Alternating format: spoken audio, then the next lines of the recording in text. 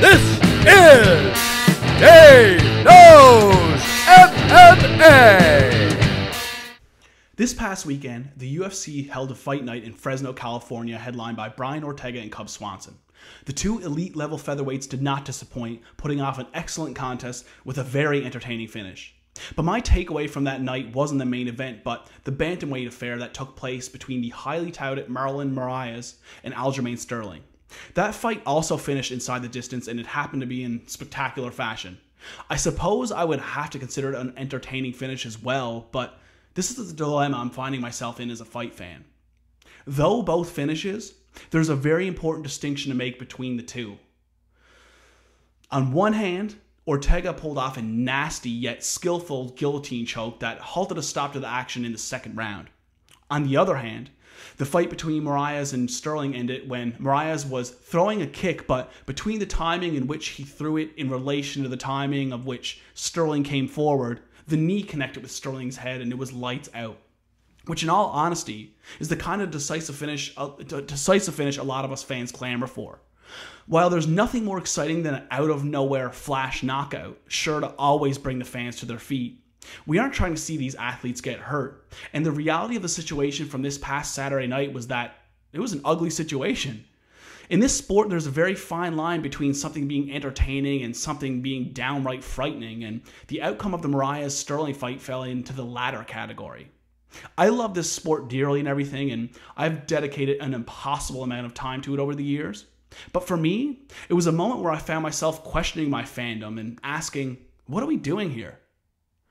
AJ was out for an uncomfortable period of time, and he ended up having to be removed by a stretcher, which is never a good sign.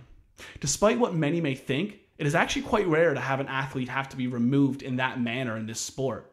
So it's never a good feeling when you know that's what's taking place. Also, the production and the commercialization of the UFC broadcast almost has us desensitized to what's actually taking place. The way in which fights and the aftermath is presented, oftentimes the severity and the violence of the situation doesn't get fully conveyed to the audience. A good example of how this is the case is to go back and watch the leaked audio from the cage from the Ngannou versus Overeem fight.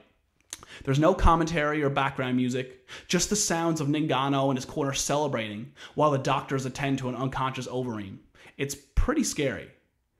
I, like many of you, eat, sleep, and breathe this sport, and it's rare that I got the feeling that I did from this past weekend, but another example that comes to mind is the MVP versus Cyborg fight.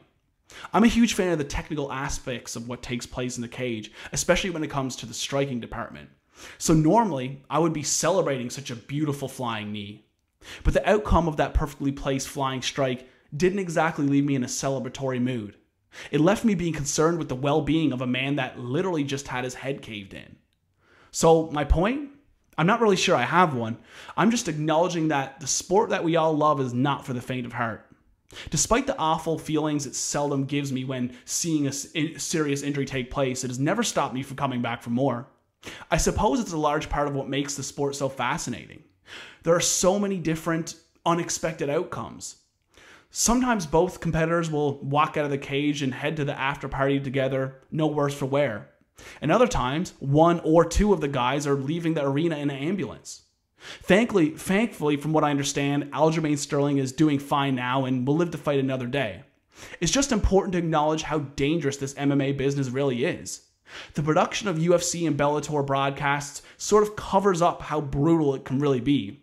And I don't blame them for that. To make this product acceptable on national television, it's necessary. But because I had one of those moments after this fight from the past weekend, questioning why I've dedicated so much of my life to this sport, it just served as a reminder of how much these athletes put themselves in harm's way. And it made me appreciate the sport that much more.